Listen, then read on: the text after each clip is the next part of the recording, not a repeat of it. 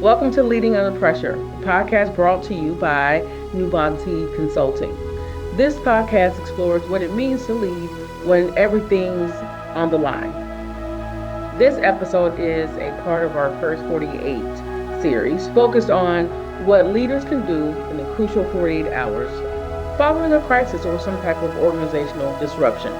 Today we're talking about one of the most emotionally challenging and difficult times and circumstances that any leader can face: layoffs. We're going to explore the mental and emotional impact of layoffs on both the employees and the leaders within your organization, how to protect your team's psychological safety, and how layoffs affect morale, culture, and even the bottom line. Layoffs are often presented as numbers, cost reductions, percentages, or headcount adjustments. But behind every statistic is a person, a human being, someone who woke up believing they had a place within your organization, and suddenly they do not. And for those who remain, the emotional impact can be just as severe. It's called survivor's guilt. It's the sense of loss, anxiety, or even shame that lingers after seeing your colleagues let go. Layoffs don't just remove roles, layoffs remove pieces of trust. The reality is, layoffs create a snowball effect. Fear starts to spread, motivation drops, cohesion amongst your team members becomes weak, innovation and creativity seems to come to a screeching halt. Psychologists refer to this as psychological contract breach. This is when employees stop believing that hard work leads to security within their career. And once that trust is broken, rebuilding it takes time, and it takes intentional leadership. The leader's emotional load. Let's talk about that, because we rarely talk about this, but leaders feel it too. Delivering layoff news can trigger guilt, sadness, even grief. Many managers say it's the hardest moment of their careers. You're torn between organizational responsibility and personal empathy. And that's why self-awareness and support for leaders is essential. If you don't process your own emotions as a leader, it's almost impossible to support your team members effectively. As a leader, you have to give yourself permission to acknowledge that this process is hurting you too. But remember, your team members need you to be grounded so that you can support them. In these moments, empathy is not an accessory, it's an anchor. So let's talk about the first 48 framework for empathetic leadership during a layoff. Here's how leaders can act, lead, and be present in the first 48 hours after layoffs are announced. So let's talk about hours 0 to 12. This is kind of a process and prepare stage. Before speaking to your team members, prepare yourself emotionally and factually. Know why the layoff is happening, what you can and can't control, and the message that you want to communicate to your team members. You want to collaborate very closely with HR and your communications department to ensure that your tone reflects compassion and transparency. Remember, people don't always remember what you said, but they do remember how you made them feel. Hours 12 through 24. This is when you want to communicate in a very clear and concise and compassionate manner. Once those announcements are made, this is the most critical window. So let's talk about some do's and don'ts. Do speak with honesty and do not hide behind jargon and buzzwords and things like that. This is a time for you to speak clearly, speak in a practical manner, because remember, your team members are experiencing emotional distress. So trying to use big corporate professional jargon probably won't go over well. So you want to acknowledge the emotional weight of what's happening and make yourself available for any follow-up conversations that your team members might need to have with you following the announcements. Do not minimize the loss.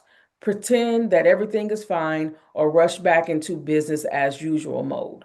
Remember, your team members are experiencing emotional distress, sometimes things like shock and fear as well. So it's important that you take things down and not slow things down and truly acknowledge what is occurring and the emotional impact. This is a good time for you to say things like, I know today is hard. I know today is difficult and painful. I wish this decision weren't necessary for our company, but we'll get through it together. Being transparent during times like this builds safety, and safety builds trust. So let's talk about hours 24 to 48. This is when you want to support your team members and stabilize your organization. This is the time for you to focus on the people who remain within your organization. Provide space for conversations, emotions, and questions. This will be a good time to host a small group discussion, listening sessions, or informal check ins.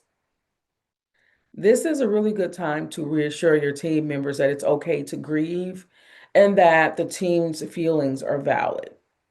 And ask them how they're doing. This is also a good time to activate your EAP if you're going to do that. If you haven't already done it, I would recommend that you actually do that immediately. And if you know the layoff is happening, I strongly encourage you to do it before so that you have mental health professionals on site whenever those announcements are made. And I encourage you to do that for during those first 48 hours at minimum, having someone on site. After layoffs, the belief that it's safe to speak up or take risks is at an all-time low typically. So psychological safety has significantly diminished, most likely after the announcement of layoffs. If leaders ignore this shift in belief that employees can speak up, make mistakes, take risks, things like that. In other words, if psychological safety has diminished and it's ignored, the overall company culture can spiral. And then that's when fear sets in and creativity and productivity shuts down. People start working to not get fired instead of working to make an impact. And you don't want that. But here's the good news, guys. Psychological safety can be rebuilt within organizations when leaders show up in the way that they need to by being visible, by inviting input from employees, and to acknowledge what they're actually feeling. Getting together with your team members to celebrate small wins, because small wins remind people that progress is still possible, even during this very difficult time. And I want you to know that psychological safety does not come from policies, it comes from presence. Sometimes companies want to resort to policy, and that's one of the things that we help companies do, create some policies that are consistent with providing a psychologically safe environment and a healthy workplace culture. But just regular policy with regards to day-to-day operations, business as usual, sometimes that can be challenging. It could add to the intensity of the emotions. So layoffs don't reshape teams, they reshape culture. So keep that in mind. A lot of the times companies think that, we're downsizing or these layoffs are happening. We're going to do something different with the team. Once again, the numbers and such and percentages. But actually, when layoffs happen, you're reshaping the culture of your organization. So that's important to remember. The message that employees take away will determine what kind of company you are on the other side of the layoff. So if this is handled poorly, morale seems to go down. Like I said, productivity sinks, and trust in leadership evaporates. If handled with transparency, empathy, and respect, the organization can actually emerge on the other side of this layoff stronger. Yes, you'll be leaner, but you can emerge more united than before. Culture is what happens when the meeting ends. Empathy ensures people still believe in what you are building as an organization. So, layoffs are one of the hardest chapters in leadership. They test not just your communication skills, but your character as a leader within your company. And yet, in these moments, leaders have a choice to distance themselves from the pain or to lean in to their team. When you lead with empathy, you send a powerful message that even in loss, people matter. So, if you're navigating layoffs now or preparing for the future, remember this. The numbers may define the business decision, but empathy defines your legacy. The emotional and psychological impact of layoffs extends far beyond those directly affected by layoffs. Leaders must balance with clarity, with compassion, transparency, morale, and in a trustworthy manner.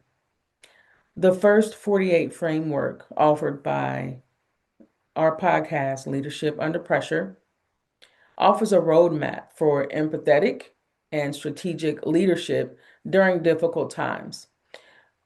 A psychologically safe culture after layoffs drives resilience, retention, and performance. Thank you for joining me on this episode of Leading Under Pressure, the first 48 series. If this episode resonated with you, share it with a fellow leader or HR professional who's navigating a tough moment. And remember, leadership isn't tested in calm waters, but in the storm. I'm Carmel Brown.